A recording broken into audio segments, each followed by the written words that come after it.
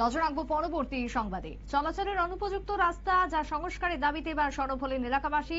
প্রতিবাদে পথ অবরোধ। কৈলাসহর থেকে ধরা পড়লো এমনটাই ছবি।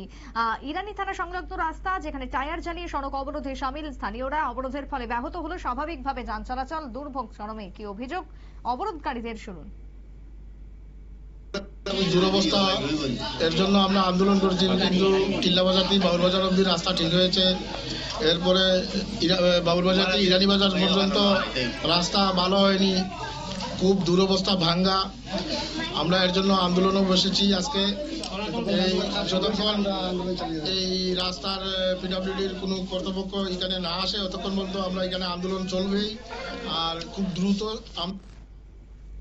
আপনারা শুনলেন সংশ্লিষ্টের যে বক্তব্য উঠে এসেছে। দুর্ভোগ চরমে তাদের, এবং সেই দুর্ভোগের কথাই আজকে স্বীকার করলেন সংবাদ মাধ্যমের মুখোমুখি হয়ে। আগামী দিনে সংস্কারের দাবিতে সরব এলাকাবাসী। ছোট্ট বিরতির পর ফিরবো, সঙ্গে থাকুন।